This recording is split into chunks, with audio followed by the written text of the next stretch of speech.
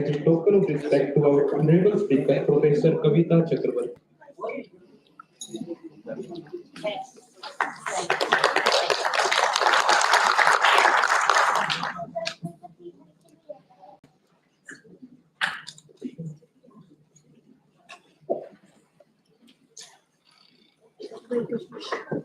Now I would like to welcome Honorable Chairperson, Department of Economics, Professor Ashwini, to present a plant as a token of respect to our speaker, Professor Ashok Chauhan.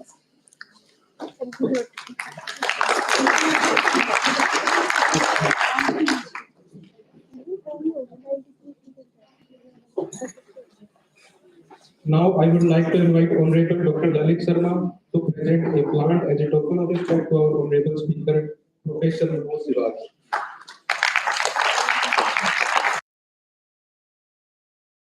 Now I would like to invite Honorable Dr. Kiran Devi to present a plant as a token of respect to our Honorable Speaker, Professor Surinder Mohan.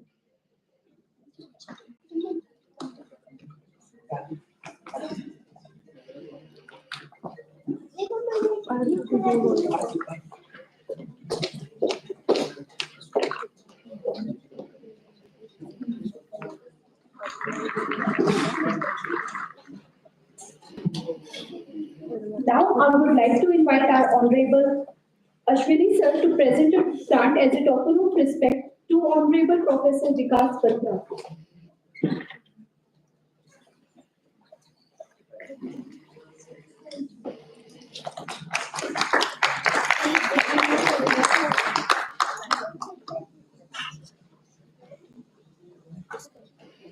Now I would like to invite Chairperson Professor Ashwini Kumar to present a token of respect to our panelist Shiva Chakravarti Sharma.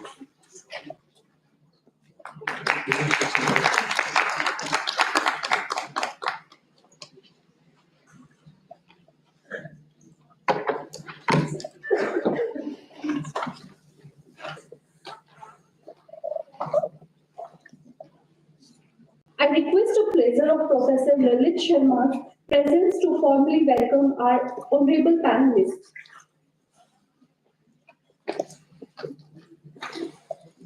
Good afternoon, one and all present here. I am Dr. Lalit Sharma, faculty member, Department of Economics in Jambheshwar University, Hisar. Would like to welcome esteemed personalities, or we can say that these are the esteemed academic celebrities for the panel discussion on Viksit Bharat at 2047 strategies at state level economies.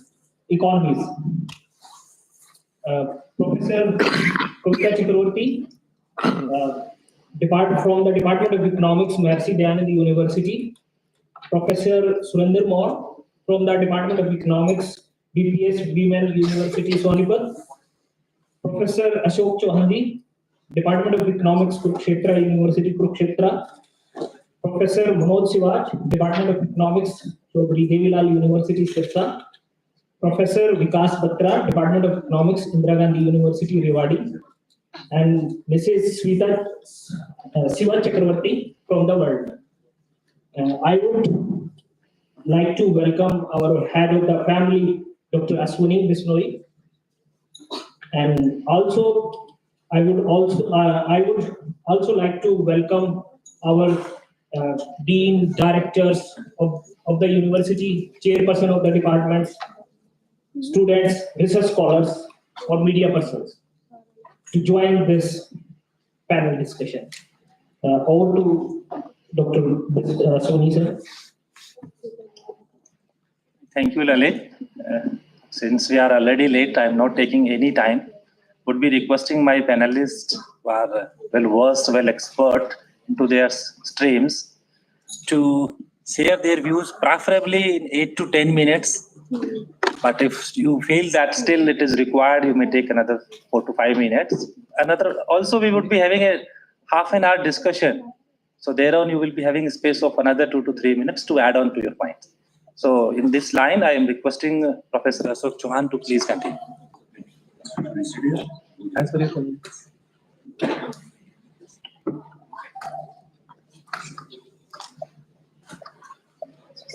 Thank you, Dr. Ashwani. Respected Professor Kavita Chakravarti and my co-panelists, dear students and research scholars. So I have only 8 to 10 minutes, so I will be very, very brief. See, I want to say that if schemes are away from the policy, then schemes are likely to fail. If policy is away from theory, there are many chances that it is going to fail.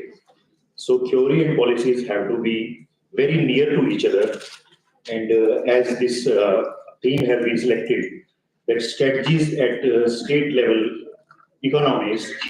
So economies is mentioned, but because we are conducting it in Haryana, so it is in our mind that we are thinking this strategy is only for Haryana, which is not possible. So I want to say that markets have to work properly. It means markets fail if the prices do not reflect the marginal productivities and marginal utilities. So that is what happening all over the economy in all over India.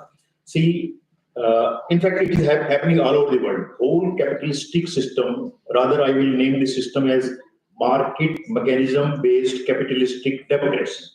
So this machine is not working properly because prices are not reflecting the marginal utilities and marginal productivities. So if the prices should reflect that, what should be done, there should be some change in the overall this machine, this system. If this change is not there, then this system is not going to work.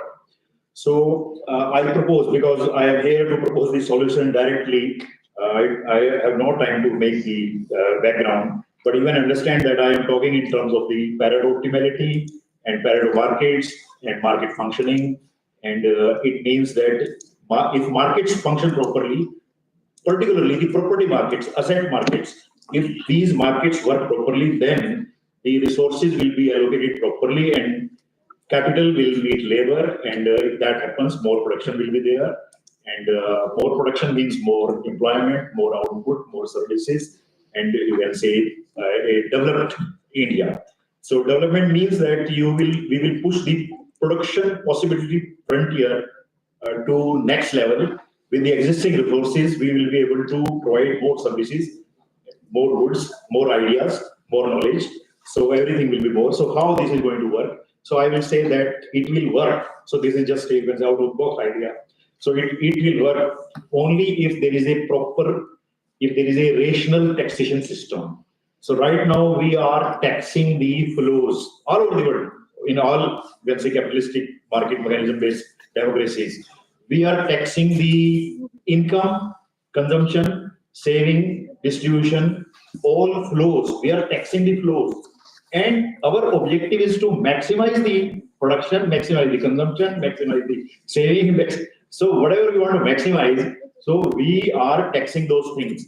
And we are helping these stocks to grow. So this is a war between stock and flow. So we'll have to make a system that stocks also become flow. The stocks can become flow if the assets are taxed properly.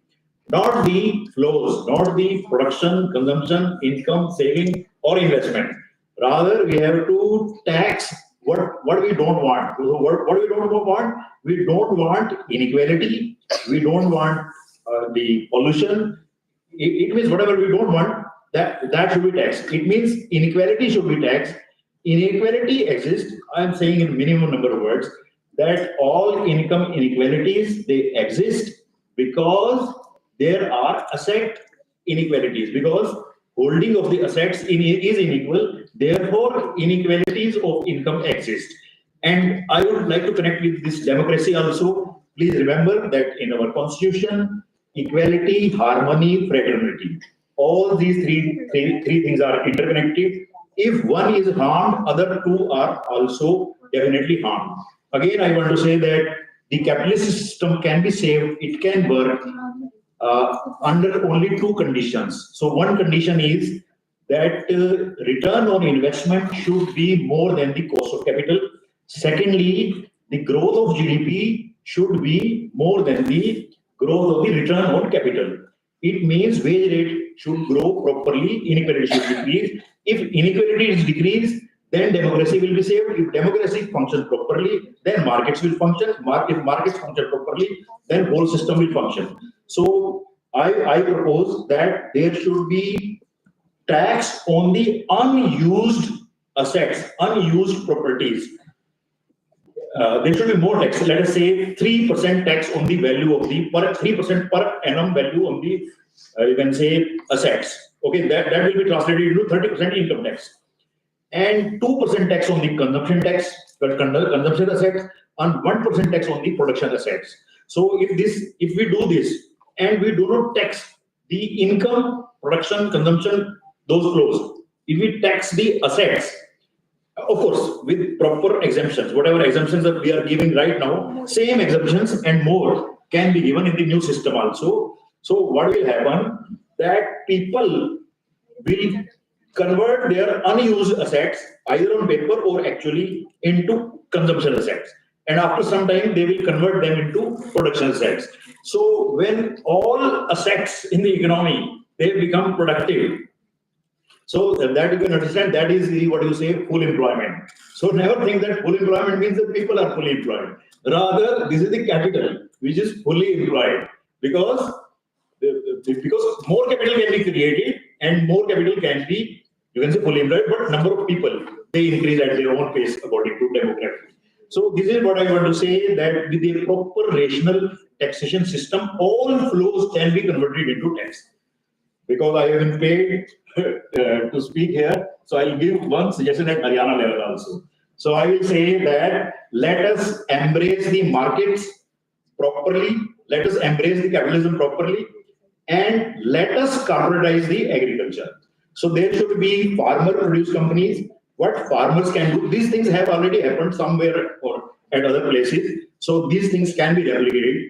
The farmers can give their land and can get the shares.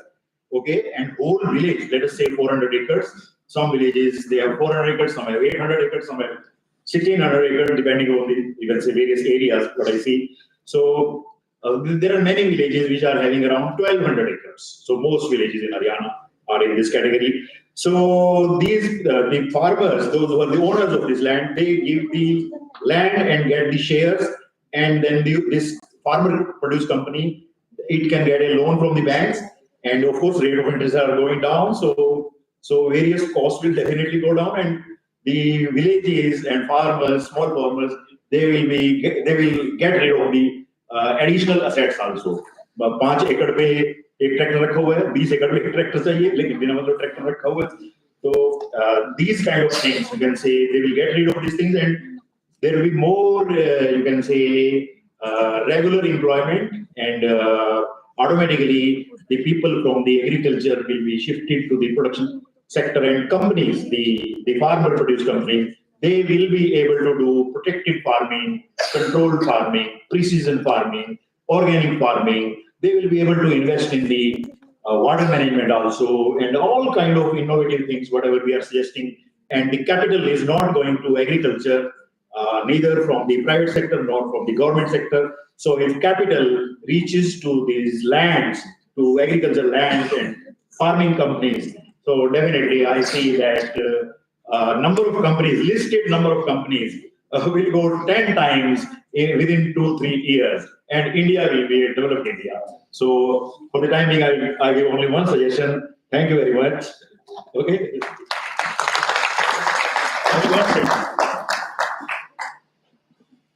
Most economic professor. I gave 10 minutes and he finished in 9 minutes. We must appreciate him. So again, I now will be requesting Professor Viksit Bharat to share his views, please. Thanks, Chair, for providing me the opportunity to share my ideas. Many of the points has already discussed by Professor Chauhan, and I was wondering what should I say now, because I was preparing for FPOs and all so many things, but he has already mentioned these things. So thank you so much, sir. Actually, I will be very much specific to a particular topic in agriculture itself. farmers' income, enhancing farmer income to achieve the objective of this Viksit Bharat, Viksit Haryana, and reflections from our Haryana economy. As we already know, we are an agriculture-dominated state to some extent now, because at least now around 20% of GDP, state GDP is coming from agriculture sector, and around 28% of labor force is engaged in agriculture sector. And we are a rice, wheat, bajra, wheat, cotton, wheat, sugarcane, wheat patron of agriculture. Very much stagnancy is there. But to achieve the objective of Viksit Bharat or Viksit Haryana, a state-wide strategy should be adopted, as Professor Charan Singh has already mentioned, that it is the states who need to get more strength during this process of development and growth. And it is the income that may change the scenario. To become a developed nation by 2047, we need more than 6 times GDP as currently we have.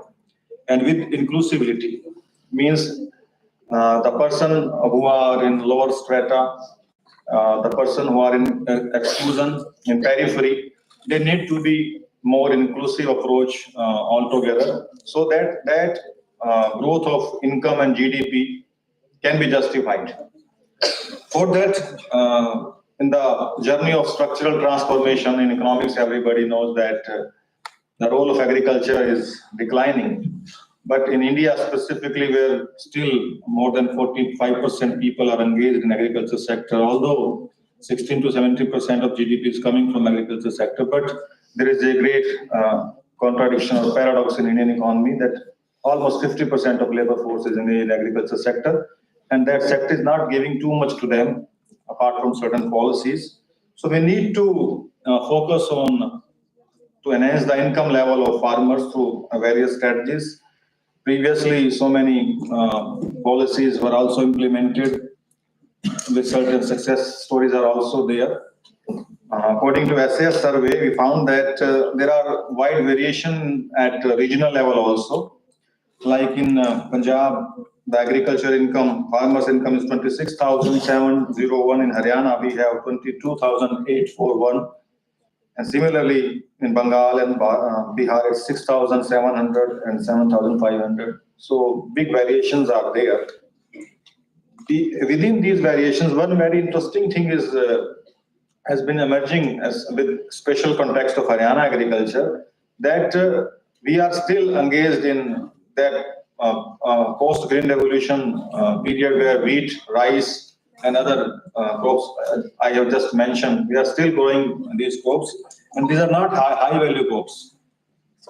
We have high income level at national level, I have just shown you, but in spite of that, farmers in other states, they are specialized in high value agriculture and earning more higher income than Haryana, specific particular crops. For example, this document I have heavily taken from a report of Ashok Gulati published by ICRIAR in March 2024.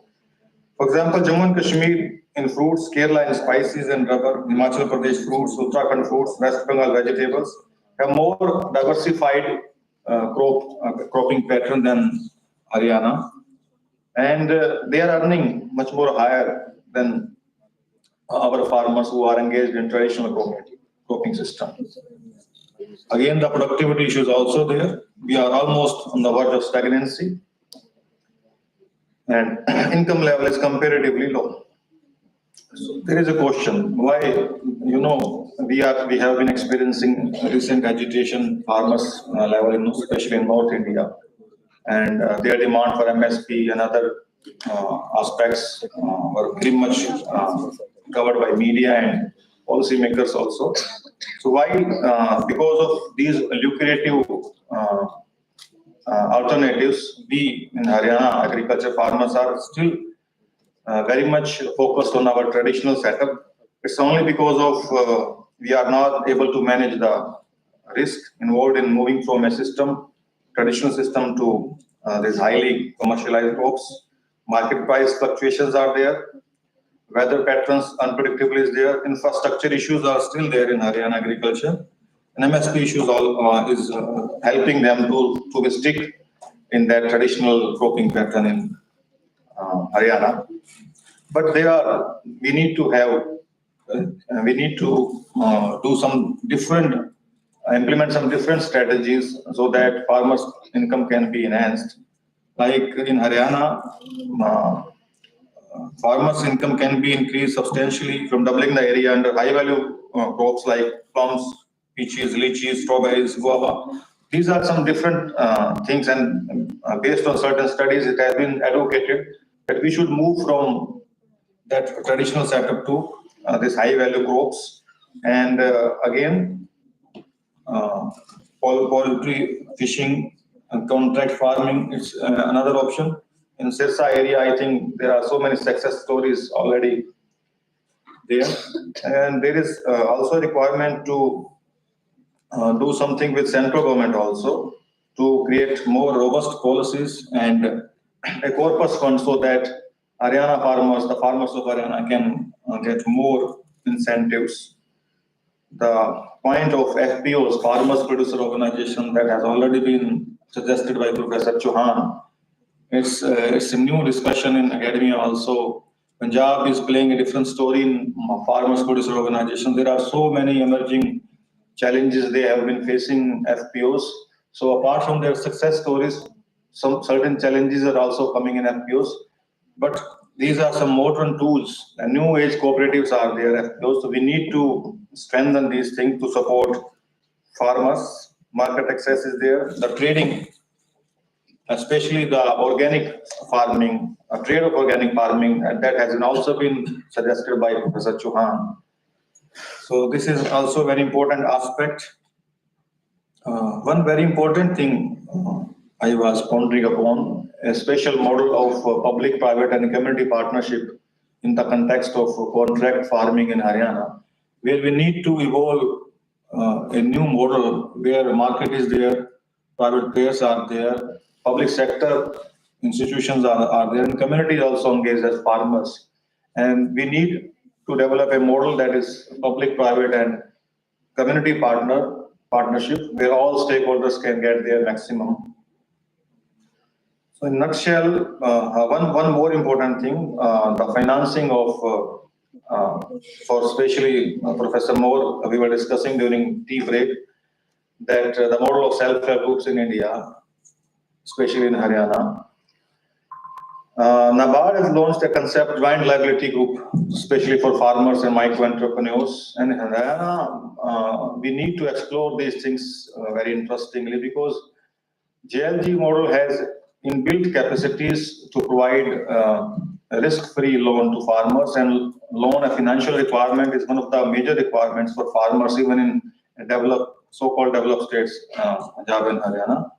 So in a nutshell, it's advocated that access to modern and digital technology, as that has already been explained in our session, improved market access, along with diversification towards high-value agriculture in line with the consumption patterns, because consumption patterns are being changing rapidly in rural areas also. And new age cooperatives like Farmers Producer Organization, we need to strengthen these in our state, as we have more than 700 FPOs still as on November 2024.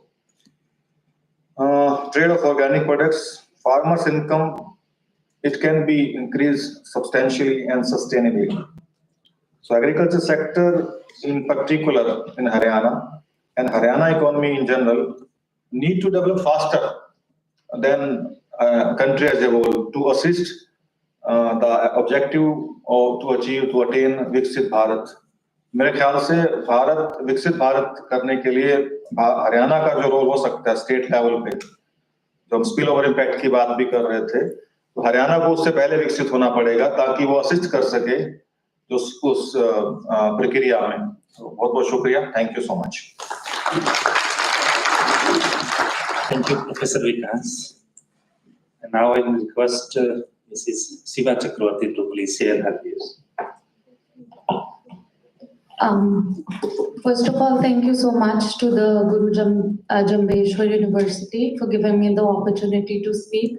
And thank you so much to my fellow panelists and everybody present here for giving me their time. I think this is a very timely discussion because India stands at a pivotal moment in its history. We are one of the fastest growing economy in the world, with an estimated GDP of 8.2%. We've also made quite significant achievements in reducing poverty. Between 2011 and 2019, the proportion of the population living below $2 almost halved. So that's quite a significant achievement. Additionally, we also have 65% of our population living under the age of 35. So we have quite an immense potential of India's demographic dividend. We are one of the youngest countries in the world, which can really be significant for propelling growth through a skilled and productive workforce. However, unlocking this potential demands sustained investments in education, health, and job creation. We must also remember that it's not business as usual. We have 21st century problems ahead of us, which includes climate change and disruptive technologies in the face of the artificial intelligence. So what do we need? We need forward-looking policies that are not only agile and adaptable, but also inclusive. And among these, gender equality emerges as a cornerstone for sustainable development. Why gender equality? Well, quite simply, no nation can achieve its full potential by excluding 50% of its population. Now, if we think in economic terms, according to the International Monetary Fund, closing the gender gap in labor force participation could increase India's GDP by 27%, which is quite a significant number. Yet, India's performance on gender equality metrics are quite abysmal. As per the 2023 Global Gender Gap Report, India ranked 143rd out of 146 countries in economic participation. And we were 142nd out of 146 countries in health and survival, the gender gap. So we have quite a poor performance in terms of gender equality at present. These figures call for urgent and sustained actions. I work for the evaluation group of the World Bank in Washington, D.C., and for a while we have been following the gender agenda of the World Bank and the governments around the world. What we observed is that there are two important points that need to be addressed. The first thing that we have observed is that addressing gender inequality requires tackling deep-seated social norms, practices, and institutional barriers. Now, what does this mean? This means that we cannot just focus on policies that are providing input or services to women, but we really need to tackle social norms within households and within communities. Now, this is not an easy task, which is, of course, one of the reasons it's not being done so well around the world. But one effective example we observed comes from West Africa, from an NGO called Tostan. They work within communities over a long period of time in a culturally sensitive manner. They use non-formal education rooted in local traditions and engage communities in dialogues about human rights and empowerment. They work within communities to build consensus, and the communities themselves then decide how they will tackle the harmful practices such as that of child marriage. So this highlights a critical lesson. Transformative change demands addressing root causes of gender inequalities and engaging communities for long-term impacts. One thing that this means is that we should stop looking for quick change. We need to understand that real change requires time. We need to have patience. We need to have sustained effort. The second critical point that emerges from our research on the gender agenda around the world is that addressing gender inequalities require a systemic approach. We need to consider multiple dimensions simultaneously. Effective programs need to enhance women's access to resources, their voice and agency, and also work on institutional frameworks. Now, what does this really mean? It means, for example, it's not enough to, for instance, just transfer money to women's accounts to enhance their access to resources. We also need to work on the agency to ensure that they have control over their resources. And at the same time, we need to work on formal and informal institutions so they can participate in the public life as socioeconomic actors. For instance, reforms like the inheritance rights for women in India have begun to change the institutional structure. But we know from research that even with legal rights, women are not able to take ownership of the land because of informal norms at the local level. So we need to change norms, informal norms, along with the institutional legal structures. Kerala offers a good example of integrating these different dimensions. The state's focus on inclusive employment, skilling programs, workspace safety, and women-friendly transport exemplifies a systemic approach, which means that we cannot just rely on one policy at one time, but we need to ensure that the system is working together to create an enabling environment for women to be able to participate in the labor force. And even in Kerala, challenges still persist, particularly in translating women's educational attainment into employment. One of the key reasons for that is that we need, when I talk about a systemic approach and a multidimensional approach, we need to understand that we cannot just focus on ensuring that women get into the workplace, but we also need to understand that we reduce their care burden at home. We need to change informal norms, otherwise women hit a plateau because of the care burden within households to be able to productively engage in the labor market. So as we look ahead to India 2024, it is clear that gender equality is just not a moral imperative, but an economic and social necessity. By addressing systemic barriers, fostering supportive environments, and investing in inclusive policies, India can unlock the full potential of its demographic dividend and ensure that its growth story benefits all. Thank you. Thank you, ma'am. Now I'll request Professor Surendra Morsi to share his views, please.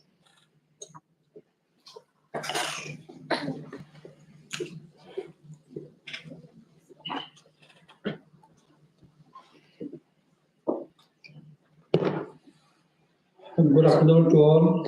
It's another good morning, you can say, still we are in the morning session.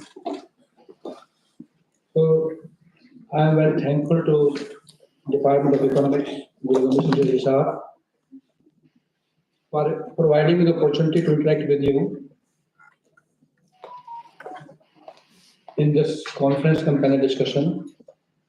Although we have been called at a very short notice and we have been asked to limit within 10 minutes, so it is very difficult to restrain in the 10 minutes for a teacher. Still we try to restrain within 10 minutes.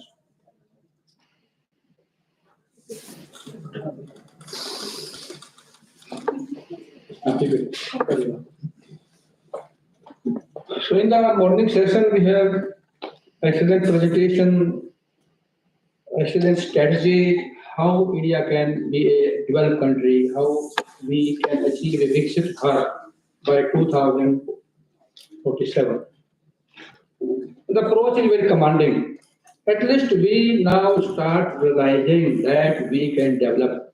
Otherwise, in the last 2 years earlier, we are thinking about poverty, education, employment generation, and so many other logos and you can say plans. So now, it is rightly said by the Professor Singh in his interview with some US experts that once the academicians start thinking in their mind that yes, we can do this, yes, we can, actually, we can proceed to be developed country by 2047 or 2047. 50. Similarly, Haryana is one of the state of India, progressive state, very and adjoining to the capital of India, New Delhi. Being a adjoining state to New Delhi is like externality. Some external benefit, some developments, transformation from New Delhi automatically come to Haryana. Because Haryana people, they are going to Delhi in every week or every month. So they are the agent of that transformation, that is technology. The point is that how Haryana can be a developed state within India and how Haryana can contribute.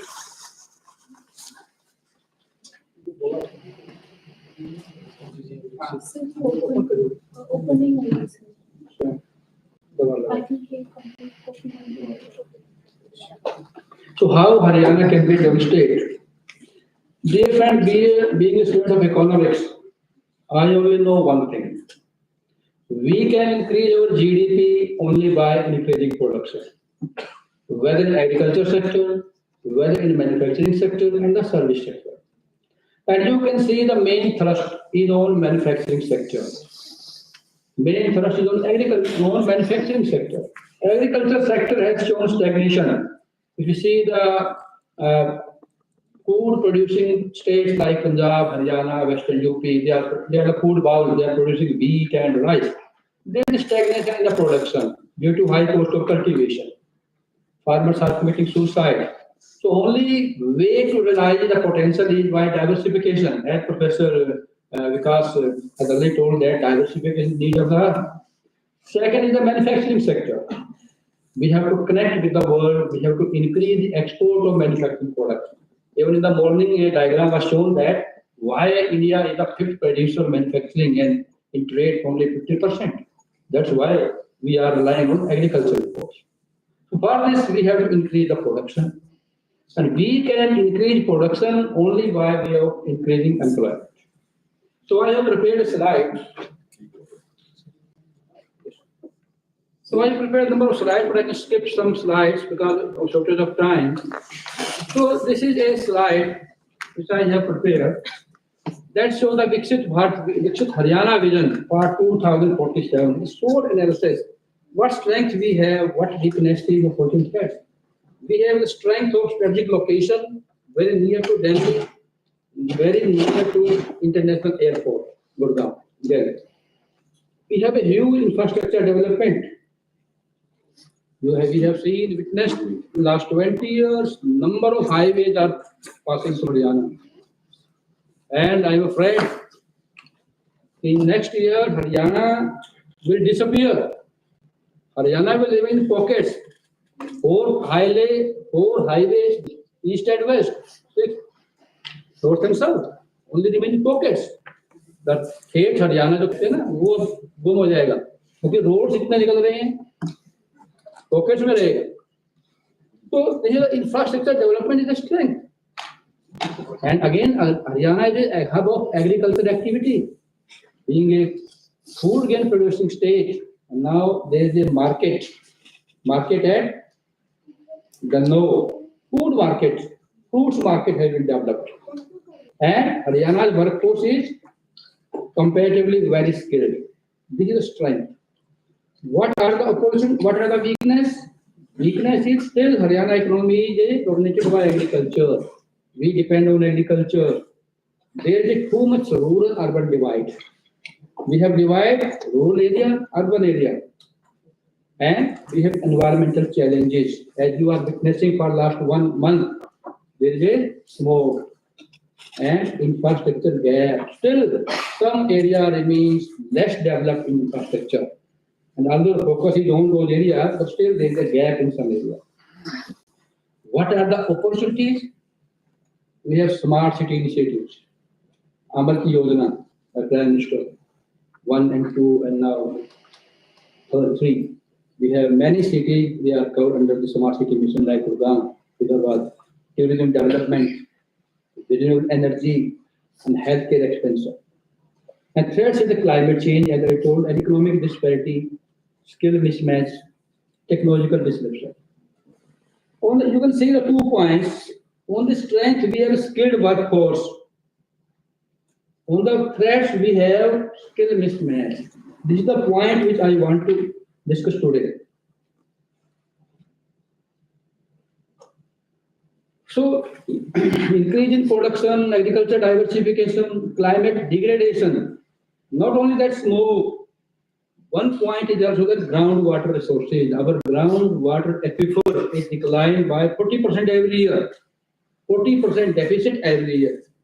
And the pollution in terms of stubble burning and unemployment. You heard 2 years back the highest rating of unemployment Haryana. So what the need of the hour is to create employment by creating new jobs. If you create employment and new job creation, this will increase the production and productivity. To manage environmental by supplementing green jobs. They are relatively green jobs. We'll talk to bridge the skill gap. And for bridging the skill gap, we have to adopt the European strategy. In Europe, there is a place known as Bologna in Italy. They passed a regulation in 2018 to start micro credentials, micro credit courses for scaling, upscaling, reskilling. And we have some this micro credit courses in our NEP 2020, but we have to increase the number and use of technology, AI. Many people they fear about AI. Now this is a very interesting story. When we got independence, our policy maker they afraid of brain drain. Brain यहाँ का brain बाहर चला जाएगा. जा रहा है? Now they are उस बात की तरह रहे हैं, खुश हो रहे हैं. Yes, we have brain, so many brain because they are sending dollars. They are maintaining your balance of payments. In 80s, 90s, computer is here. Rajiv Gandhi launched the first mission in Hyderabad to a computer city. We fear that computer will come, job will disappear. But this computer revolution, India is the largest, you can say, hub of software exporters. That only due to computer education. Naturally, some job disappears, but some new appears. Similarly, the AI. AI is not a master. AI is our assistant. He is your servant. Whatever you ask, he will do. So use AI only to assist, not make him your master. So we have to use AI in this sphere to create jobs, and only those jobs which are green. Green means we do not pollute, we do not have any carbon footprint, and more participation of women required. As rightly said by Shiva, woman contribution, gender disparity is there. We need more contribution from the women. See this small table here. The two tables I have, sorry. And the first table shows that in Haryana, labor force participation rate is lower than the national average.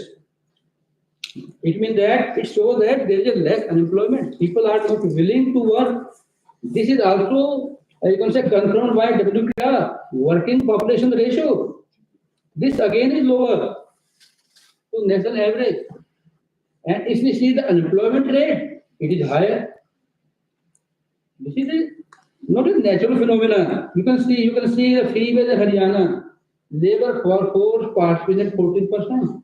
Why Haryana women don't want to participate in labor? But they don't want to work. This is a big question. It needs a research. You can see the unemployment rate in Haryana 2.2, which is less than national average, but only 14.7% labor women they want to work in as a labor force. These are very serious questions. What Haryana people want to do, what Haryana women want to do, why they don't want to work? You can see the work participation rate is 76%, 53% overall, are male and female. You can see the 53% of population, they actively want to work. What about 47%? This is a big question. Similarly, the second part of the table, you can see the as per literacy, unemployment rate. Higher secondary, you can see we have 8% unemployment. Higher secondary. National level 4.1 means double people who have completed 10+2 in the secondary, they are unemployed. What the reason? Reason is that they are unable to continue their job or they don't have the adequate skill. So Mr. Saran Singh was saying that, Mr. Gurmani was saying that they have the degree, but they don't know what this degree means for. So after completing higher secondary level, 8% is very high. So there is something missing, and the missing link is skill mismatch. You can see now talk about green jobs. What are the green jobs? Green jobs, कोई ऐसा नहीं कि हरी होगी नहीं. These are the relatively green. Earlier we used to a lamp of kerosene oil. आपने नहीं देखा होगा. Kerosene oil का lamp होता था. जला के पड़ते थे. Then we have a filament bulb. Now LED. So these are three steps. The proceeding are more greener than the succeeding. Greenery बढ़ रही है. Pollution कम हो रहा है. So we need in Haryana, because due to environmental pollution, there should be a green job. What is a green job? A green job contributes in preserving, restoring environment and promote sustainability. These jobs typically reduce carbon footprints, improving energy efficiency, conserve natural resources, and protect the ecosystem. And green job is available in all sectors, in energy, environmental protection, waste management, sustainable agriculture, conservation. They not only foster the eco-friendly practices, but also aim to improve the overall health and well-being of the society. You can see the green job for Haryana, which can be available. Renewable energy technician who can install solar panel, wind turbine, environmental engineer who can assess the pollution level, sustainability manager, LED lighting specialist, environment education, environmental educator. People should educate. Don't do this. Don't pollute this. Even the municipal committee is educating household. Put your waste in 2 bags, 3 bags. Organic farmer should produce organic produce. Urban planner. So all these types these jobs can be easily converted to green jobs, which will reduce the pollution.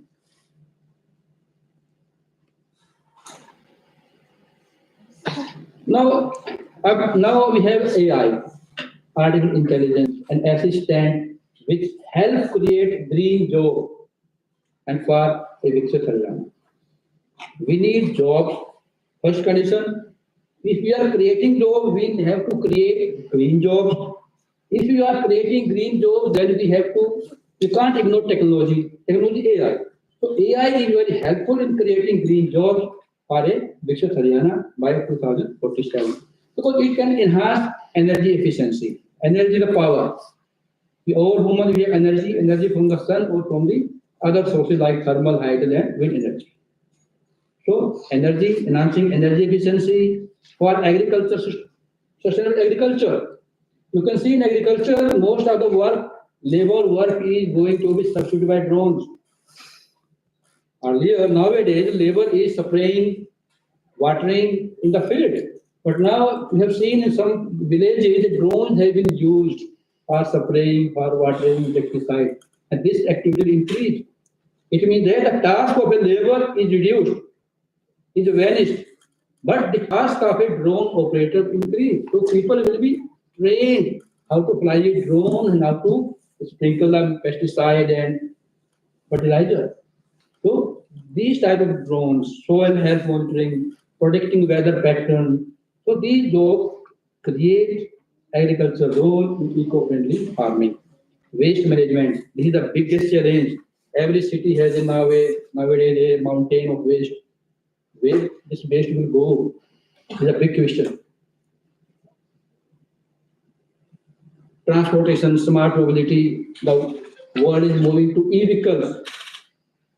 And they are less polluting as compared to diesel and CNG vehicle. But again, they will produce e-waste. Then we have to see the other option, like pooling or use of bicycles and climatic assessment. Even construction, we have a green building.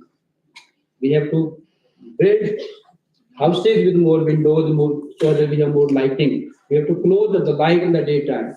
So this type of opportunities will be there. eco-friendly product development, for marketing, for fun, education training, green technology, edutech, fintech. All these are using AI and they are creating green zone. So the role of AI in the creation of green zone Viksit Haryana will be multifaceted, spanning from most all the sector, energy, agriculture, waste management, smart technology, and by harnessing AI, because AI, Haryana is a hub of, again, a sub-hub of IT experts, especially owing to Gurgaon, and they can create this, and Haryana can advance and achieve this goal even before 2047. We have projection, it can achieve by 2036-35, but they have to implement something. And similarly, the universities, they can have a role for providing short-term courses. हमने सुना है कि पुराने जमाने में क्या होता था, कारपेंटर का बेटा कारपेंटर, किसान का बेटा किसान, क्या, what is it? Because they are porting their skill. A farmer will port his skill to his son. उन्होंने बच्चे को सिखाया, वो आगे सिखाएगा. So the micro credential mean if you are producing an electrician, the electrician will produce another electrician without any training, and he is a electrician. So these jobs are portable and these are high employability. Without increasing employment, we cannot be developed. This is the first condition. We have to increase the employment. And there are some courses which I have taken from the European countries. They are offering these courses. These are 5 credit courses, 6 credit courses. They are only to train the people so that he can contribute to the green job. So with this, I stop here. Thank you very much.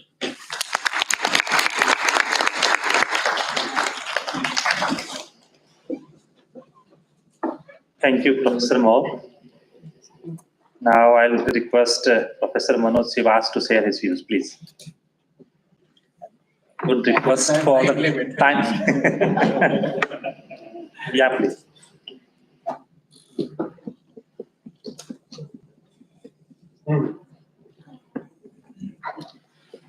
My teacher, Professor Kavita Chakravarti ji, host of this program, Dr. Ashwini ji, my colleagues, professors from various universities, and a young expert from World Bank, and all the participants. A very good afternoon to you all. My presentation will be very focused. It relates to the social progress part of the Viksit Bharat 2047 program. As we all know, that the Viksit Bharat 2047, the government's vision has 9 priorities. Out of these 9, my presentation will focus on the 1/2 part of the 3rd priority, that is the social justice. The vision document says that there will be 4 facets of the Viksit Bharat 2047. My presentation is focused on the 4th facet, the social progress. And it is envisioned that the social progress includes inclusiveness and harmonious growth, justice, equality, and diversity. And with this in background, my presentation will be developed around these issues. So, friends, economic growth has 2 basic inherent contradictions within it. First is that it is a precondition. The economic growth is a precondition for improving the living standards and lifetime possibilities of the average citizen. By average citizen, I mean not a chosen few, but the society at large. But what happens with what we have seen in last 100 years, last 250 years, that this progress is coming with inequality. Now, this inequality, I'll share some trends from the World Inequality Lab. Many persons are working on inequality, and recently a working paper has been published related to India, and one of the authors of this working paper is Thomas Piketty. The data from this working paper, they suggest that 1% of the adult population in India has more income than the bottom 50%. And this gap is increasing day by day.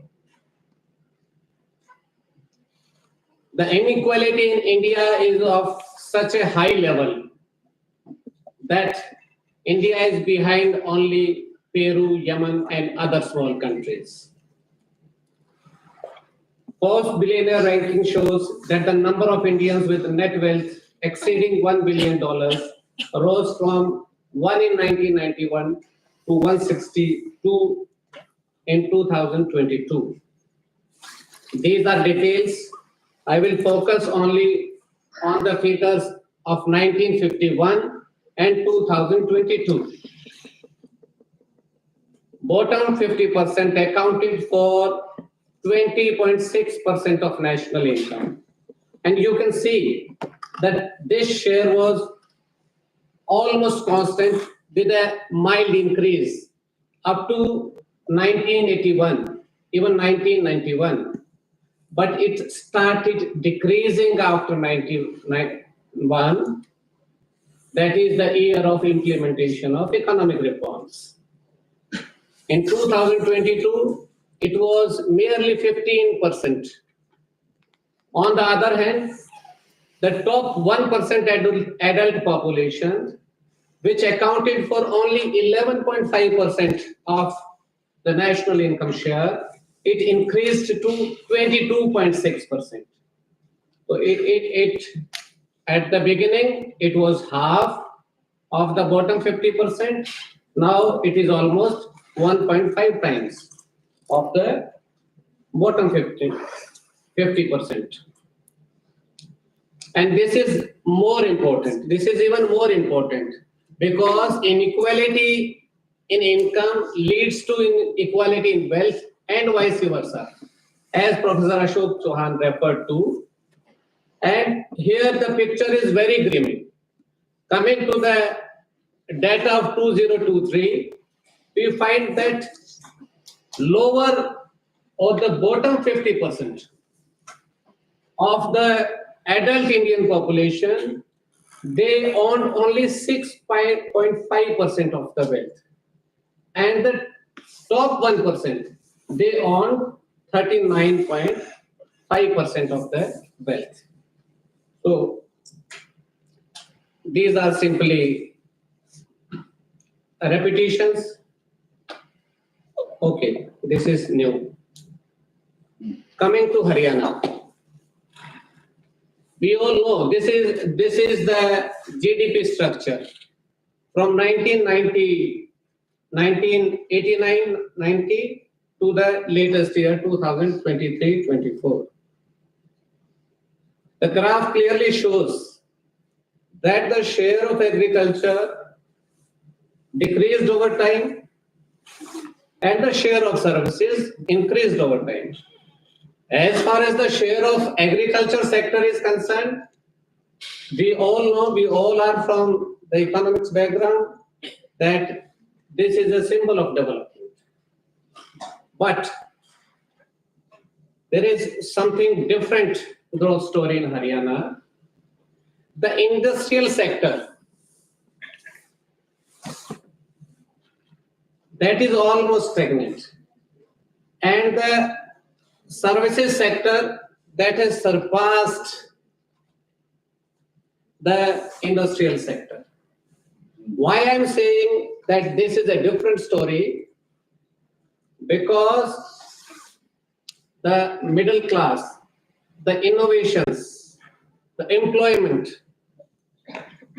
they are being predominantly offered by the industrial sector or the manufacturing sector. The type of employment provided by the service sector this adds to inequality, because in service sector, either we have very highly skilled labor, which are paid very high level of income, and on the other hand, we have very low skilled incomes, and this specific type of growth pattern, particular to Haryana, maybe with one or two more states of India, this adds to the inequality. Now I come to these are another forms of inequalities. Due to paucity of time, this is urban-rural digital divide, or the female-male digital divide. There is inequality in that field also. I've added these slides because we all know that the economy is moving towards a digital economy with a fast pace, and the inequality in the digital space will have strong repercussions on the social progress in general in the days to come. So, coming to the basic argument, why I have discussed all these slides related to inequality, because this inequality over a period of time, this alters the ownership pattern as I've shown in the slides, and these ownership patterns, they have a strong bearing on social progress. How? It will be discussed. I've highlighted these 2 points. I'll discuss in the upcoming slides. The theoretical perspective is that what Professor Virmani was putting up the argument is that the panacea, the ultimate solution to increase in national income, to increase the real wage rates, make India a developed nation, the solution is skilling.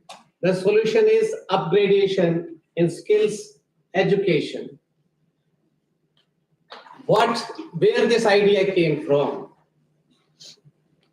As has been discussed earlier, policy follows theory. Like theory, like policy. These ideas, they emanate from the marginal productivity theory of factor pricing, which argues that in the labor market, the wages are being determined by the marginal productivity of labor. And if we want to increase the real wages of the labor, then we'll have to increase the marginal productivity of labor, and that is through education and skills, and through reducing the mismatch in skill gaps. But what my argument is that there is a very weak relationship between increasing the marginal productivity of labor and the real wages. I want to make it very clear that there is a strong relationship between production and technology upgradation, production and skill upgradation. In fact, the world today is being driven by technology, by innovations, and being led by the entrepreneurs.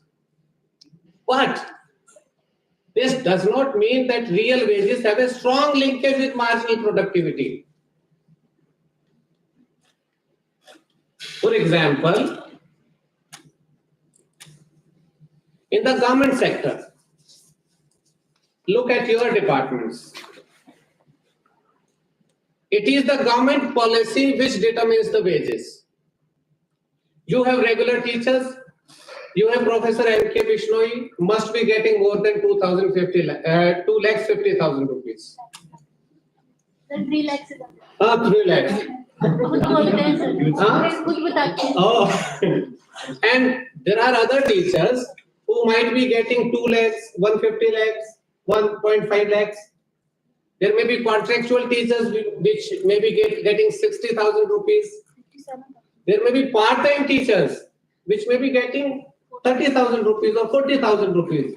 And there are research scholars who are not being paid for their teaching work. What I want to highlight is there is a mismatch between the marginal productivity and the wages of labor. Please requesting. for Yes, conclusion. just 2 or 3. Please. Okay. Yes.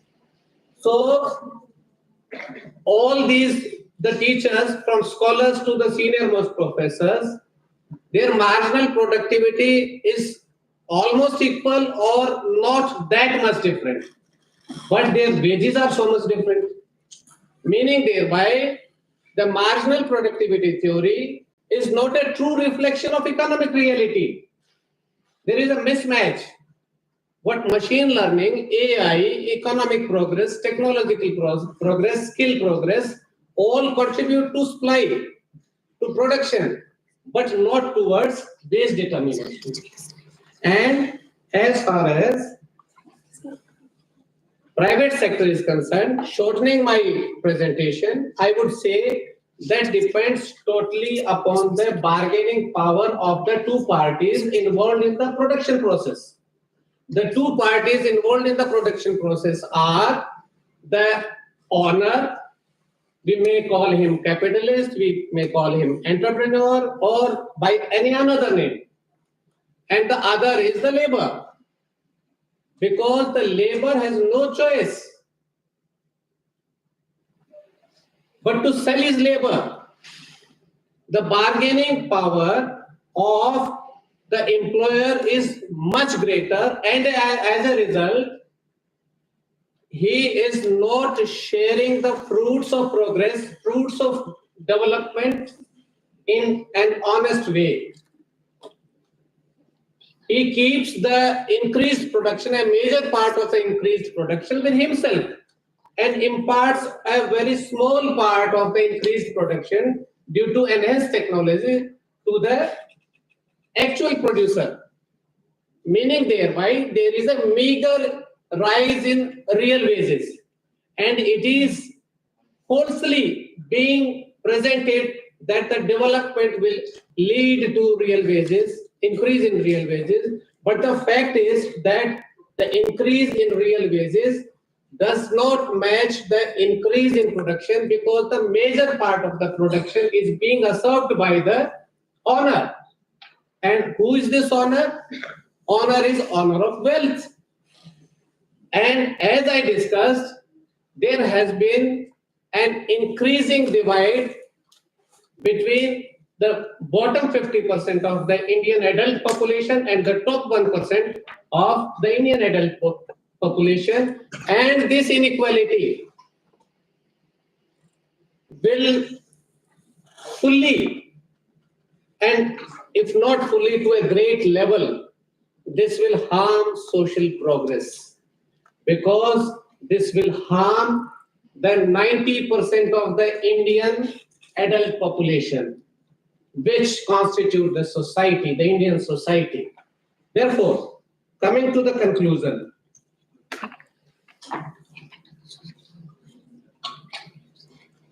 it is good that with growth, the government will have a bigger budget to finance its welfare activities.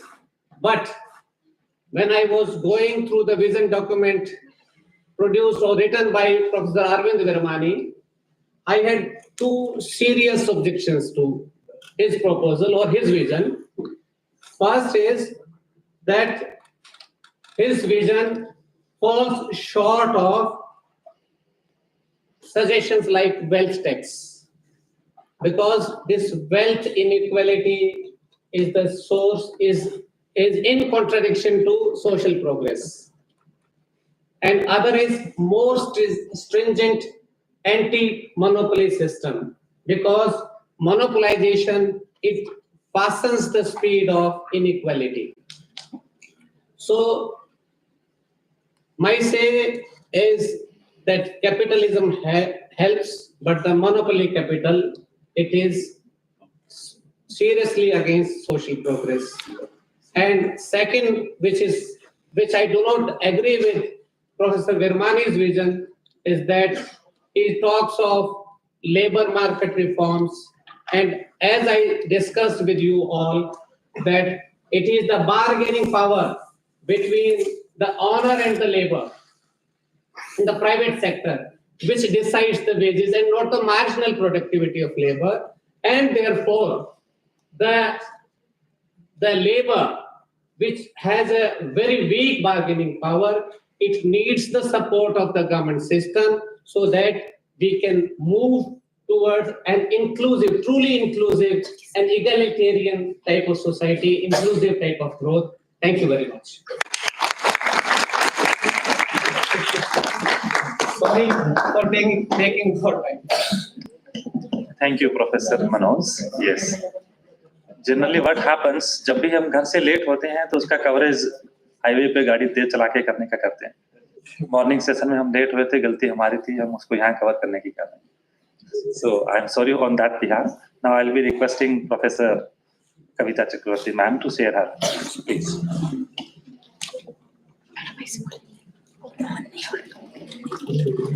So good afternoon, everyone. Thank you very much to the Department of Economics for providing this opportunity to address you all and to discuss the very important topic, Viksit Bharat 2047. पहले वाले panelist जब बोल रहे थे तो उनके बोलने से पहले मैंने सोचा था मैं इस टॉपिक पर बात करूं, फिर देखा प्रोफेसर अशोक चौहान ने पॉलिसीज की बात कर दिया है.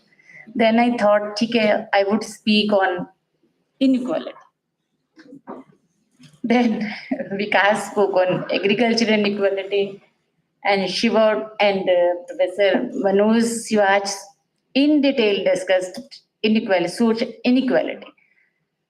When you were talking of the inequality, I thought people are talking of income inequality. I would speak on social inequality. Then Professor Siwaj talked of social inequality. I thought of speaking on gender norms. Then Shiva discussed gender norms, the importance of the gender norms. So now I'm left with nothing to speak. So I will try to include all aspects already discussed.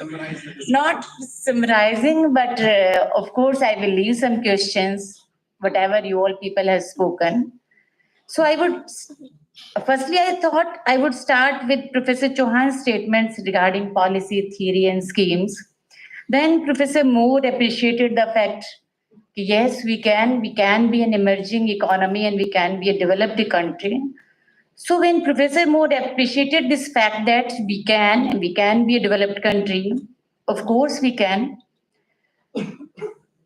Likewise, each and every section of the society, every person, every Indian, male, female, marginalized, deprived, scheduled caste people, scheduled tribe, child, adult, young, that is youth, and old people, all can be the part of the journey leading to make India a developed country. This is $1 million questions. We can all agree with our economic growth that yes, we can be a developed country, maybe by 2047 or after some years. But can all the sections of the society, of Indian society, be the part of this journey? That is to say, can the benefits will be reaped by all sections of the society or not? As Professor Manoj discussed the inequality, wealth inequalities, that is beyond imagination. I can say that is a criminal level of inequality when 1% of the population has more than 50% of our wealth. So do we want such kind of the development? Do we want such kind of the economic growth? Do we want to make our country such a country where majority of the population will starve and a few people, that is hardly 10% of our total population, will enjoy the fruits of this economic growth? Some people initially when they were talking, they seemed to be like they are believer of capitalism. Then Professor Manoj rightly said, capitalism is good. We can attain our targets of economic growth, like as Professor Verma and Dr. Virmani said, कि 2047 तक यदि हमें विकसित भारत होना है तो at least 6% हमारी जो है ग्रोथ रेट रहनी चाहिए. लेकिन उस इकोनॉमिक ग्रोथ को पाने के लिए यदि हमारे क्रॉनिक कैपिटलिज्म की ओर हम जाएंगे, यदि हम monopolistic not the monopolistic even monopoly capitalism की ओर जाएंगे, तो क्या हमारे देश में इकोनॉमिक ग्रोथ के साथ साथ इकोनॉमिक इक्वालिटी आ पाएगी?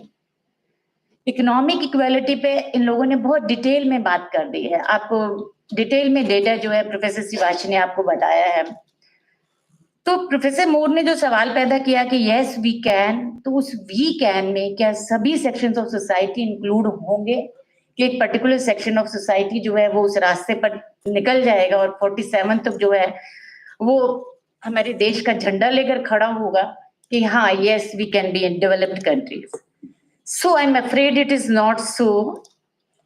So we are still facing the problem of not only the income inequality, but also of the social inequality. Since independence, rightly said by the Professor Moore, कि अभी तक तो हम poverty alleviation की बात कर रहे थे कि गरीबी को दूर करना है.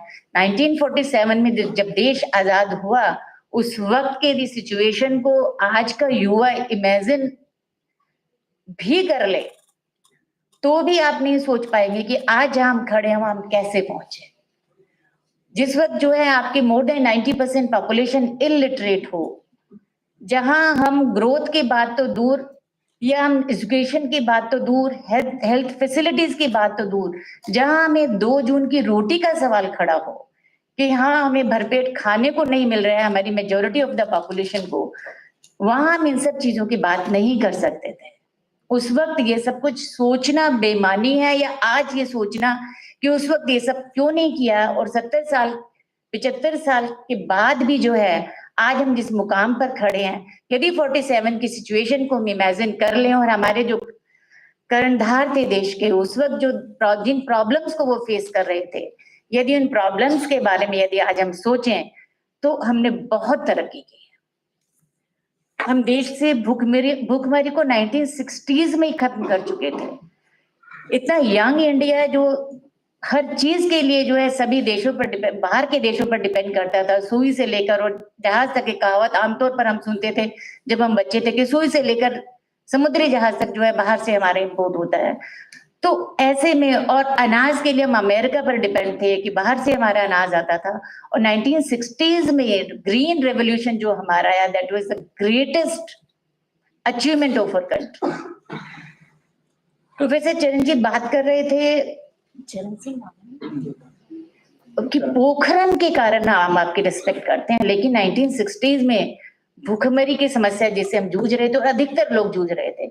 मुझे 1965 का वॉर याद है, यस 1965 का, कि उस वक्त देश के प्रधानमंत्री ने रिक्वेस्ट की थी कि आप जो है खाना कम खाएं, एक वक्त खाना खाएं और उस खाने में साग सब्जी ज्यादा खाएं. हरी पत्तेदार की खेतों में हो जाता है, मूली शलगम गाजर जो है वो खाएं ताकि हम अनाज गेहूं चावल ये कम से कम खाएं. तो ऐसी परिस्थितियां हिंदुस्तान ने देखी हैं, और यदि आज हम इस मुकाम पर पहुंचे हैं तो उसका कंट्रीब्यूशन जो है 1947 से लेकर आज तक की सरकारों का, 1947 से लेकर आज तक के सभी हमारे देश के एक एक व्यक्ति का, चाहे वो साइंटिस्ट हो, एग्रीकल्चर साइंटिस्ट हो, फार्मर्स हो, इंडस्ट्रियलिस्ट हो, सबका योगदान है. हमारे यूथ हो, सबने कड़ी मेहनत की है और तब हम इस मुकाम पर पहुंचे हैं. इनकम इनइक्वालिटी की बात मैं नहीं करूंगी, सोशल इनइक्वालिटी की ऑफ कोर्स जो है कुछ पॉइंट डिस्कस किए गए हैं। तो सोशल इनइक्वालिटी में हमारे लेबर फोर्स पार्टिसिपेशन की बात है, ये जेंडर का जो है इशू आ ही जाता है, क्योंकि 50% पॉपुलेशन जो हमारे देश की है वो वेमेन है। तो वो इतना पीछे अब तक क्यों रही? कुछ ना कुछ तो सरकार के लेवल पर या पॉलिसी लेवल पर जो है ये हमारी खामियां रही होंगी, जिसकी वजह से हम अपने हाफ जो हमारे हैं लोग जो बराबर में जिन्हें चलना चाहिए था वो हमारे पीछे रह गए। प्रोफेसर चौहान ने बात की थी पॉलिसी की, कि पॉलिसी स्कीम बनाते हैं तो पॉलिसी से रिलेटेड होनी चाहिए। पॉलिसी जो है वो थ्योरी पर जो है थ्योरी से निकलनी चाहिए हमारी पॉलिसीज जो हैं। लेकिन I would add one more aspect which plays a very important, rather I would say significant contributing factor as well as the hindering factor, that is our social acceptance. जब तक social acceptance हमारी policies को नहीं मिलेंगी तब तक हम तरक्की नहीं कर सकते। हम ये चाहें कि हम अपने नॉर्म्स को चेंज किए बिना, अपने कल्चरल नॉर्म्स को चेंज किए बिना, जेंडर नॉर्म्स को चेंज किए बिना हम आगे बढ़ जाएंगे। आप कितनी ही अच्छी पॉलिसीज बना लीजिए, हम विकसित भारत के जो हमारा 2047 का जो टारगेट है हम उसे कभी अचीव नहीं कर पाएंगे। Policies are often viewed as the final step towards promoting gender equality, कि थ्रू पॉलिसीज जो हैं हम जेंडर इक्वलिटी को अचीव कर लेंगे। But how do social and cultural norms and tradition interact with policy? इनके इंटरेक्शन के एस्पेक्ट को हम यूजुअली छोड़ देते हैं। गवर्नमेंट पॉलिसी बना देती है, इम्प्लीमेंटेशन लेवल पर जो है गवर्नेंस का रोल हम बता देते हैं कि गवर्नेंस अच्छा होगा तो उनकी इम्प्लीमेंटेशन अच्छी हो जाएगी। लेकिन social and cultural norms and traditions जो हैं वो हमारी पॉलिसी के साथ किस तरह से इंटरेक्ट कर रहे हैं, जब तक हम इस बात को नहीं समझेंगे हम अपने टारगेट्स को अचीव नहीं कर पाएंगे। क्योंकि पॉलिसीज जब हम बना रहे हैं नॉर्म्स बीच में आ जाते हैं, और इस बात को जो है मैं आपको एक सिंपल एक पॉलिसी उठाती हूँ और इस पॉलिसी को सोशल नॉर्म से किस तरह से रिलेट करके हम उसकी to what extent that policy has been successful in simplest words में आपको बता देती हूँ। और उस एक पॉलिसी से आप अंदाजा लगाइएगा कि नंबर ऑफ पॉलिसीज गवर्नमेंट ने बनाई हैं और जिन पर आप कह सकते हैं कि आप गिन भी नहीं सकते हैं कि अब तक कितना पैसा जो है उन पर खर्च हो चुका होगा। तो हम लेते हैं PRIs को अपने लेते हैं, हमारी जो पंचायती राज इंस्टीट्यूशंस हैं, 73rd एंड 74th अमेंडमेंट जो है 1993 में आया था। 24 और 7 इयर्स वो आपने 31 इयर्स हो गए हैं, और किसी भी पॉलिसी की इम्प्लीमेंटेशन के लिए 30 इयर्स कम नहीं होते हैं। उनको इवेल्युएट करना 30 इयर्स सफिशिएंट टाइम, कि हाँ हम कह सकते हैं कि हमारी पॉलिसी सक्सेसफुल रही या नहीं रही। रही तो बहुत अच्छी बात है, नहीं रही तो फिर क्यों नहीं रही।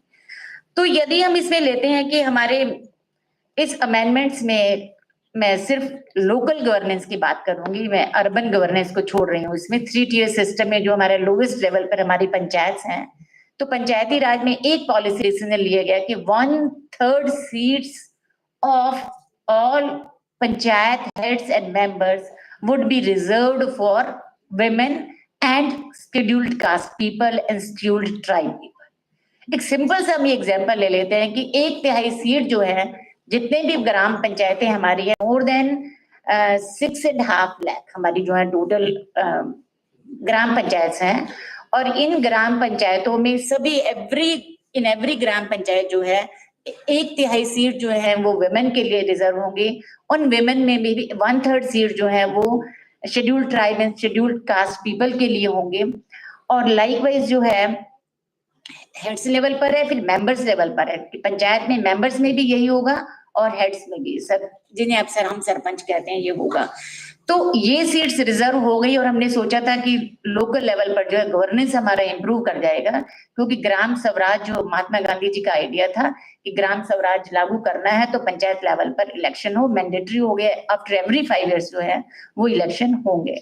अब सवाल ये है कि to what extent these amendments, that is PRIs, have been successful during these last 30 years.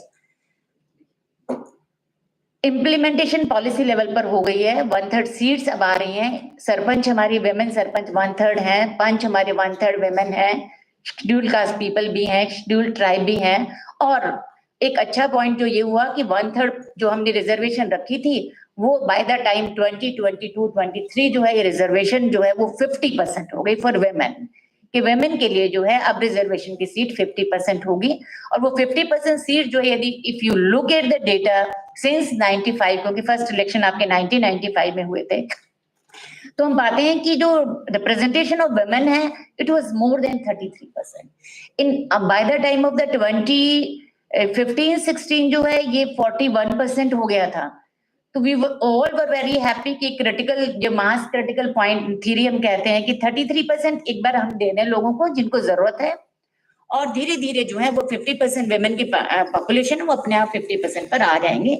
Haryana में मैं कह सकती हूँ कि 41% 42% पर हम पहुंच गए थे वेमेन का। इट मीन्स कि मैंने सोचा था कि 33% सीट रिजर्व है, तो 8% जो वेमेन हेड्स हैं वो इट मीन्स कि अपने लेवल पर वो इलेक्शन लड़ रही हैं, ओपन सीट पर इलेक्शन लड़ रही हैं, या मे बी कि हो सकता है सेकंड टेन्योर थर्ड टेन्योर पर भी वो लड़ रही हो जब उनकी सीट ओपन हो गई हो। लेकिन जब थोड़ा मैंने कुछ डिस्ट्रिक्ट्स में इसका सर्वे किया तो पाया कि ये जो 41% पर हम पहुंचे हैं ये इसलिए नहीं पहुंचे हैं कि वेमेन को इनकरेजमेंट मिली कि पॉलिसी हमने इम्प्लीमेंट कर दी है and they got encouraged and they contested on the open seats. But who these 8% women were?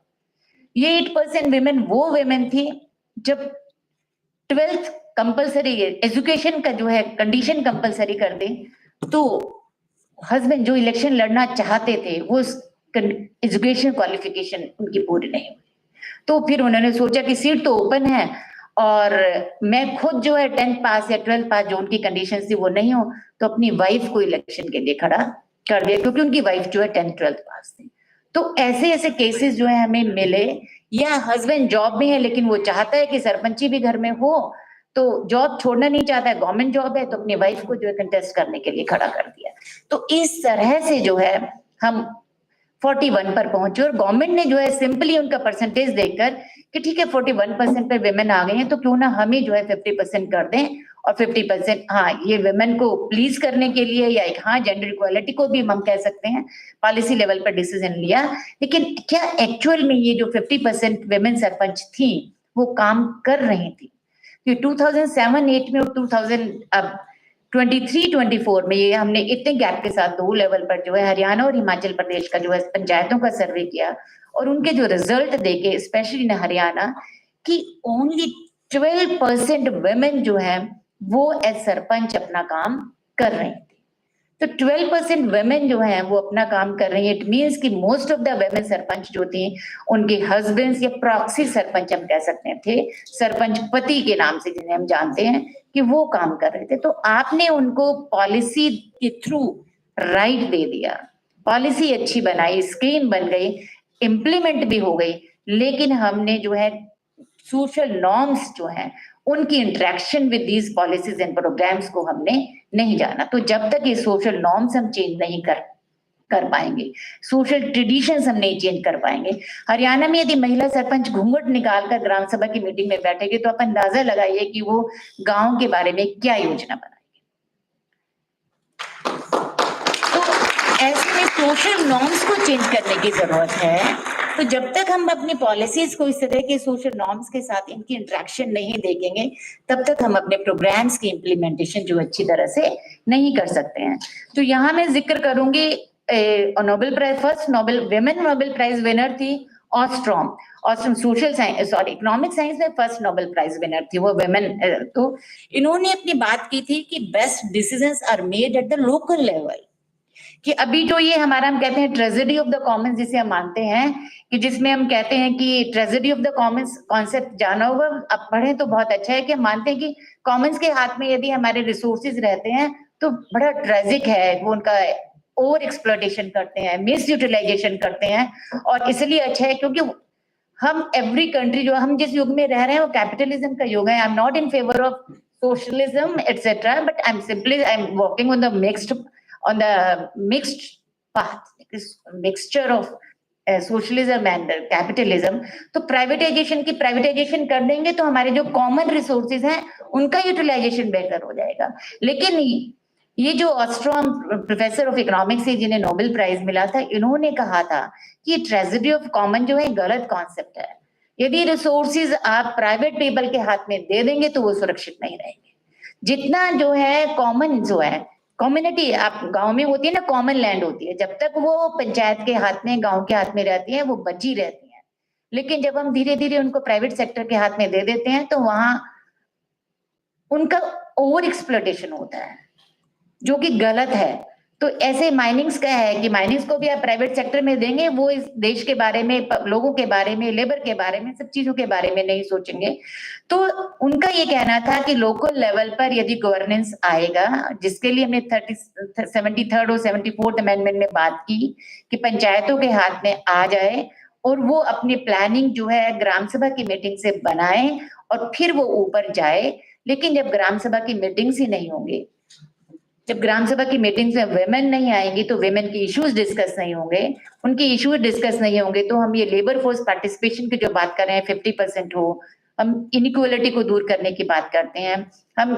हमारा जो है हिंदू सक्सेशन अमेंडमेंट एक्ट 2005 में पास हो गया था, जिसमें ये था कि आपकी सन एंड डॉटर्स जो है सभी चिल्ड्रन का इक्वल राइट्स है, और वो उसको इम्प्लीमेंटेशन की जिम्मेवारी जो है लोकल लेवल पर यदि हम लगाएं।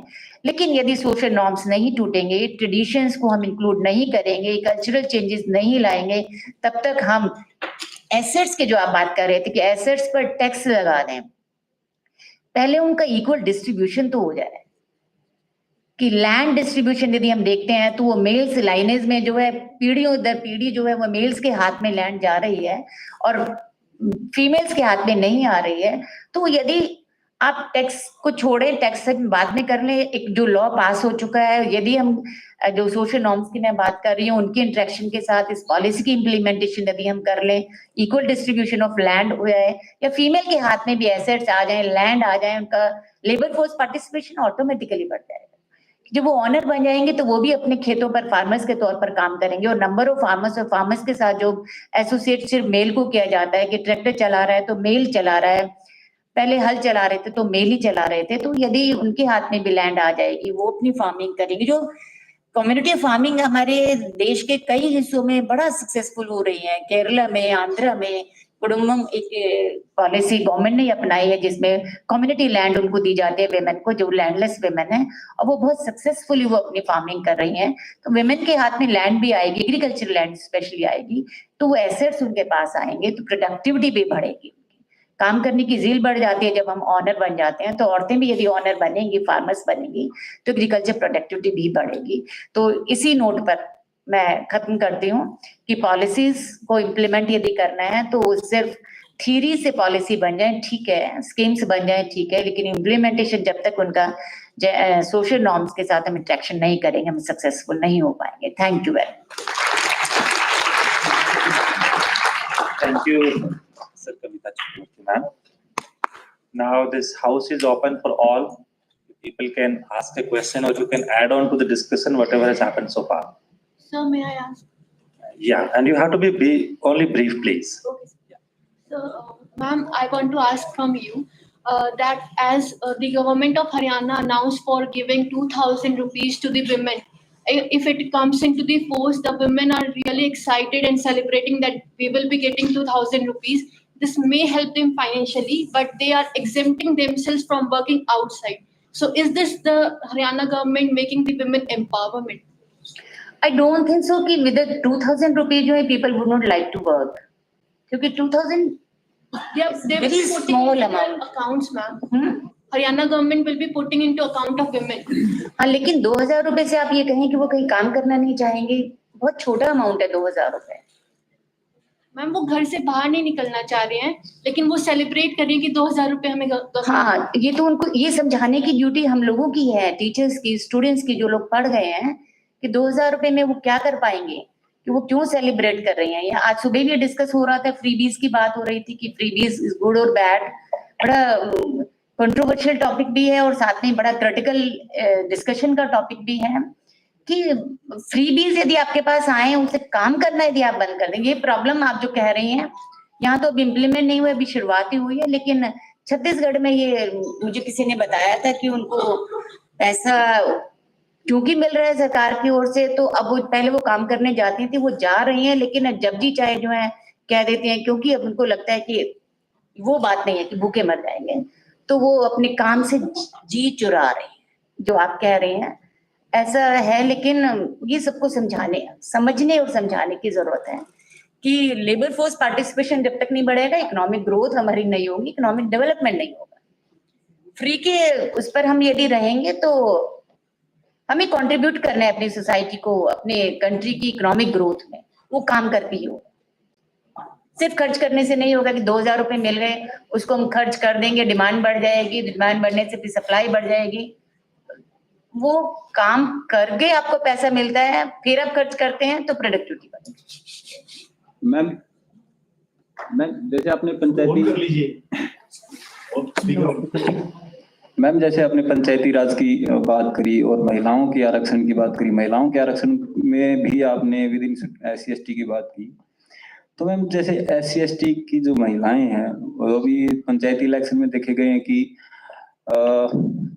सवर्ण जाति के जो लोग हैं उन्होंने बाहर से बिहार, उत्तर प्रदेश और अदर स्टेट से मैरिज करके शेड्यूल कास्ट की महिलाओं को इलेक्शन लड़ाया, और यहाँ से भी।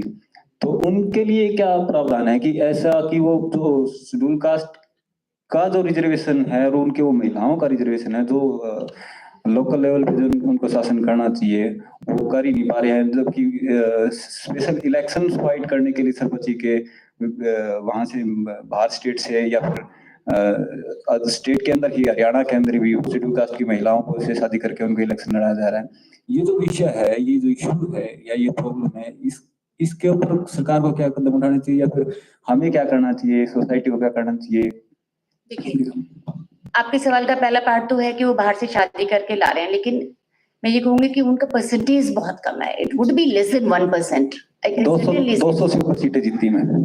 263 तो टोटल नंबर 6000 लेंगे आप। हाई कोर्ट ने अभी रोक लगाई है मैम, लेकिन वो सभी बाहर से खरीदी हुई आप नहीं कह सकते उनको। देखिए, हरियाणा इंटर स्टेट मैरिजेस पहले भी होती रही हैं, ठीक है। और दूसरा ये कि जितना ऐसी वुमेन है वो भी कम नहीं है अपने विलेज में। अब डिपेंड आप कौन इलेक्शन लड़ना चाह रहा है, आप वुमेन को वो ना करेंगे। जो मेल मेंबर जो इलेक्शन लड़ना चाहता है ना, वो ऐसा कर रहा है। तो इसीलिए मैंने सोशल नॉर्म्स, पेट्रियार्कल नॉर्म्स की बात की है कि जो ये पेट्रियार्कल सोसाइटी है उसे अपनी जो जिसको लेकर आ रहा है उसे सरपंच नहीं बनाना है, वो खुद सरपंच बनना चाहता है। प्लस आप ये देखिए, यही आपके सोशल नॉर्म्स हैं कि हायर कास्ट के जो लोग हैं वो सरपंच, जो चौधर जिसे आप कहते हो, जो शुरुआत से जो है उन्हीं लोगों के हाथ में रही है, और हायर कास्ट में भी संपन्न लोगों के हाथ में रही है, वो उससे दूर नहीं जाना चाहते। तो उससे दूर ना जाने के लिए अब SC की सीट आ गई, इलेक्शन वो लड़ना चाहते हैं, गांव में दबंगई है उनकी। अब उसका सोल्यूशन क्या है कि शेड्यूल कास्ट वेमेन को ले आओ, उसे इलेक्शन लड़ा दो। जो अभी 17, 18, 19 साल, 20 साल की बच्ची जो आई है, वो परिवार में अपनी जगह बनाने में उसे कुछ वक्त लगता है, तो आते ही वो सरपंची कैसे चला लेंगे। तो उन्हें खुद अपने चौधर चाहिए, इसलिए वो ये इस तरह के स्टेप्स उठा रहे हैं। समाधान हाँ जरूर। Actually, I have 3 responses, but I'll give only one. Okay. Ma'am, first of all, I'm feeling very lucky that I am getting a lot of new knowledge, new information, and luckily most of us are on the same plane. Particularly Manoj Sivaj, he recognized the rigidities in the market, and he was talking in neo-Keynesian framework. So whenever we give policy suggestions, so if we give one suggestion from classical, another from neoclassical, another from neo-Keynesian, then there is a mismatch. So luckily, all of us believe that whatever state of capitalism is going on. So I'm not saying that I am a socialist and you said that you are not a socialist. Yes, Okay. of course I am But not. whatever is the situation, whatever is the But I believe in historical, social equality. whatever is the historical materialistic situation. So all of us are in financial capitalism system, and that is why in the beginning I said that we are all countries. They are in they are following a market mechanism. They are following a democracy, and they are following capitalism. So market mechanism based capitalistic democratic system. So I gave this name. Okay. But if Now, you include the social norms, gender yes, norms, I agree. historical See, norms, I thank you, then ma'am. things would be Yes. much better. Yes, ma'am. See, I fully agree with you that you have added another dimension that policies should be in line with the social. I fully agree with you. No doubt about this. I want to say where I want to react to your suggestions. That is, most humbly, ma'am, very humbly, I say that integration of capital will take place. It will increase. It is increasing. It is such a big force that nobody can stop it. We are in capitalism, and things happen in this way that whatever you give to poor people, अगर आप किसी को एक क्या कहते हैं किसी भी योजना के तहत छोटा मकान देते हैं, वो मकान छीनना ही है, वो प्लॉट छीनना ही है, वो जमीन का टुकड़ा उससे छीन ही लिया जाना है. धारावी प्रोजेक्ट है हमारे सामने. Means this is happening, and all over the world we are watching that integration of capital is taking place. So you are suggesting that first resources should be equally divided, then they should be taxed. I am saying that a buoyant market, although I am a socialist, although I am a Marxist, but I am suggesting that through market mechanism, the markets can work in such a way that resources can be reallocated through markets. Okay, not by imposing, but through market, through a rational taxation system, it is possible that all assets reach into the hands of the productive person. मतलब कोई wait कर रहा है कि उसको दुकान खोलनी है पर प्राइस बहुत ज्यादा है, किसी को मकान बनाना है पर प्लाट का रेट ही बहुत ज्यादा है, किसी को कोई बिजनेस खोलना है तो कैपिटल एक्सपेंडिचर करने के लिए नहीं, रॉ मटेरियल खरीदने के लिए तो कहां से होगा, यानी तो अच्छा जो आप इक्वल की बात कर रहे हैं, yes I agree that assets can be transferred, but which assets can be transferred to the people. गरीब लोगों को जो असेट देने हैं वो ये इमूवेबल देने मुश्किल हो रहे हैं, मूवेबल दे सकते हैं. वो बात सब हम कर ही रहे हैं. हम कह रहे हैं एजुकेशन दे सकते हैं, हम कह रहे हैं स्किल दे सकते हैं, हम कह रहे हैं कि कुछ मूवेबल असेट्स हैं. हम बंदूक का लाइसेंस चौकीदार को नहीं देते, हम उस लाला जी को दे देते जिसकी बड़ी कोठी है, हम प्रॉपर्टी वाले को दे रहे हैं. अगर हम गरीब आदमी को बंदूक का लाइसेंस दे दें, बंदूक उसके पास अपने आप पहुंच जाएगी. मेरा सिर्फ ये कहना है कि राइट्स, इक्वल राइट्स तो बनते हैं, आप एसेट्स को भूल जाइए बस. Point is noted. Any other suggestion or comment? I want to just one point. देखिए बेसिक थ्योरी ऑफ इकोनॉमिक्स ये कहती है कि when we are in the path of development, some people will lag behind. वो पीछे रहेंगे, सब आगे जाएंगे. ये लॉ ऑफ नेचर है. एक किसी के दो बेटे हैं, एक ऊपर चला जाएगा मतलब प्रोग्रेस करेगा, एक थोड़ा कम करेगा या नहीं करेगा. सप्लीमेंट होगा इसमें, सरकार सोशल सिक्योरिटी मेजर्स देके कंपनसेटरी पॉलिसी करेगी, जो पीछे रह गए उनको सोशल सिक्योरिटी दी जाएगी. यही सरकार अब भी कर रही है. सबको साथ लेके चले थे. आप देखिए सोशलिस्ट कंट्री कोलैप्स हो गई है, थोड़ा चाइना मॉडल बचा हुआ है, दे आर कोलैप्स. सारे बराबर हो ही नहीं सकते. आप एक बार बराबर कर देंगे फिर ऊपर नीचे हो जाएंगे, कुछ ऊपर जाएंगे कुछ नीचे रह जाएंगे. पॉसिबल नहीं है. ऑप्शन यही है, by policy measure they will be supplemented by social security measures. खाना पीना मकान सरकार उनको दे रही है, उनको दे रहे हैं. हमने देखा 1962 में दिया, दुनिया भर के प्लॉट भी दे रहे हैं. वो 2 साल बाद फिर सेल करके फिर वहीं आ रहे हैं. बेनिफिट क्या है उस चीज का? वही बात चौहान साहब कह रहे हैं. Sir, thank you. Sir, this side. I have a question. Like, Last question. Yeah.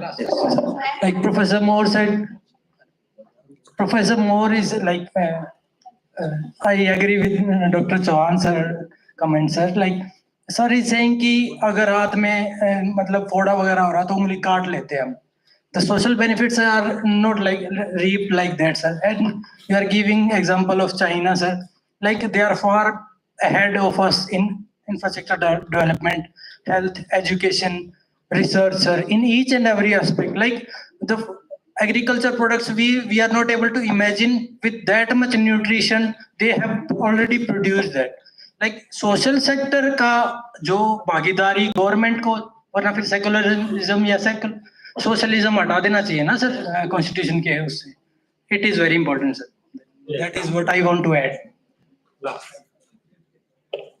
My question is like women are participating in panchayat elections and they are also winning, but many times their decisions are taken by men only, by their husband. How does it work properly? How does it empowers women? How does it helps in a good decision making? तो इसी point पर मैं emphasise कर रही हूँ कि social norms change करने होंगे कि मेल्स को ये फैक्ट एक्सेप्ट करना पड़ेगा कि जो सरपंच है. मैं उनसे यही सवाल पूछा जब हम सर्वे कर रहे थे मेल उनके हस्बैंड से कि आपकी वाइफ यदि स्कूल टीचर है तो वो खुद पढ़ाने जाती है, बैंक में जॉब कर रही है वो खुद जाती है, पियून भी है तो वो काम करने जाती है, लेकिन सरपंच बन जाती है तो उसका काम आप करेंगे, ऐसा क्यों?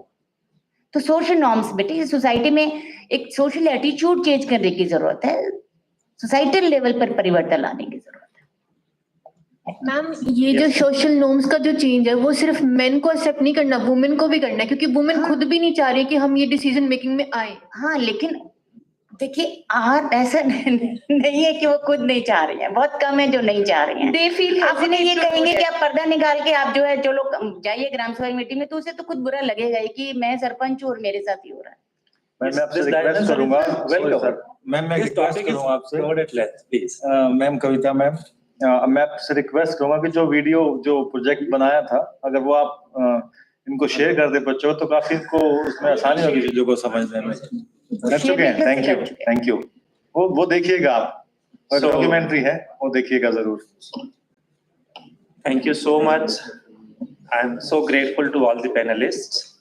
You might be having certain questions in your mind, but we are running late, so I am limiting on those front. As I have limited my panelists also in their speech, so please allow me to that liberty. Last one point I want to add, and then we will felicitate our guest. India economic structure, if we see, today agriculture is somewhere 16 to 18%, industry around 30%, and services rest of the part around 54-55. Haryana is a very lucky state that our economic structure is same as of India today. The people will be surprised. A state like Andhra Pradesh, Odisha, they have around 30% from the agriculture sector, and they are thinking to be a developed state by 2047. In vision document, I was a part of that team. We are expecting that agriculture sector share will be around 8 to 10% by 2047. Industry share around 34%, rest from the services. Haryana is having the advantage that only if we are in a position to convert agricultural produce into industries by way of processing, as in the morning session, people were talking about adding qualities. Why do I add this point? Because you go and check these days, all types of textile products are coming from China. We, Haryana, Panipat ki industry, rich industry हुआ करती थी, labor intensive industry हुआ करती थी. We are losing competitiveness. Why? How can we attain the highest share of industrial sector? One cannot. So we have to think about labor intensive industries, wherein Haryana has already a strength. Infrastructure is already there, and all enabling facilities are there with us. So if we can convert some of the food processing or converting them into high value added products, Haryana can be in better position. Last point, it was not covered, that services driven. We all the time say India is a service driven economy. I think we are misinterpreting the fact. Today morning, Dr. Arvind Virmani has shared the share of sector wise exports captured by China. And in majority of the sectors I observed, 60% plus is being captured by China in the world exports. He has taken around 10 to 15 sectors. So when we say India is a service-driven economy, we call that we are having the advantage in terms of software development. Go and check it out. You will find less than 10% of the global exports India is contributing. Though we claim that we are the service-driven economy. हम software बनाते हैं. World exports का 10% से कम करते हैं. How much contribution in financial services, banking? Less than 0.5% of the world exports. So these are the sectors that some industrial evaluations which can take place in Haryana, along with the services strength. Haryana का तो गुड़गांव में क्या कहते हैं? Industry IT hub कहते हैं. So we people can encash or utilize those untapped revenues which are still available before us. But the same can take place by way of inculcating skills. We people are interacting with each other, inviting our learned experts so as to understand the dimensions and find the space to generate the skills. So this is all about the concluding remarks from my side. I'm so thankful to all the panelists. Thank you so much. Thanks a lot.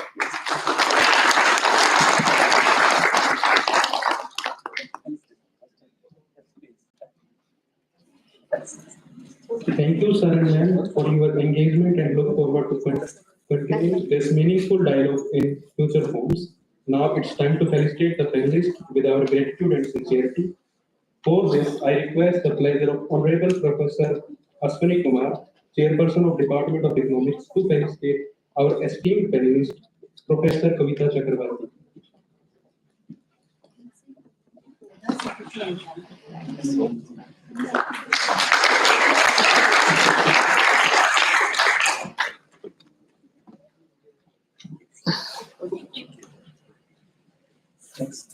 Now I request Dr. Lalit Sharma sir to felicitate our esteemed panelist, Dr. Ashok Chauhan.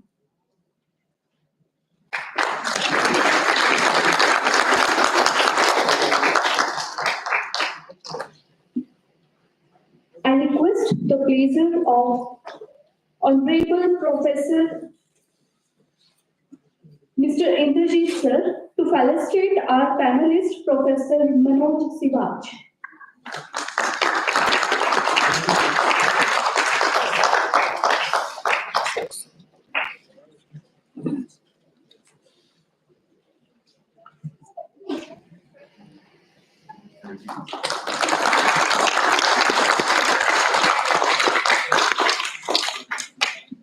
Now I request Dr. Manoj to felicitate our esteemed panelist, Dr. Surendra Moore.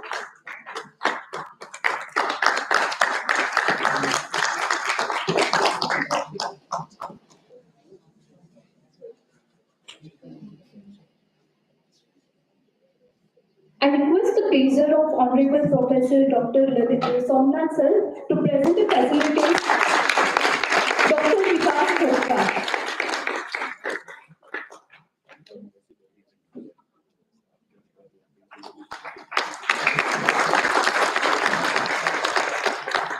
Now I request Dr. Kiran ma'am to felicitate our panelist, Mrs. Shiva Chakrabarti.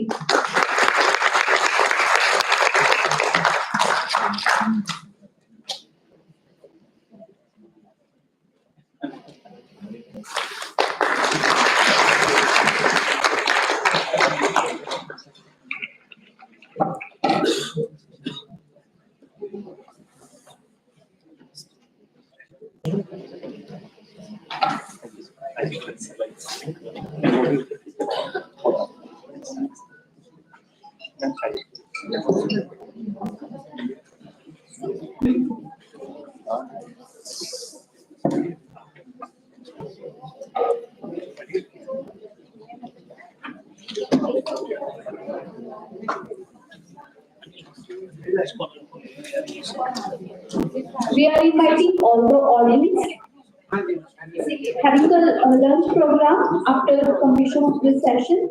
For the girls, the arrangement of lunch is done in the girls' hostel, and for boys in the boys' hostel.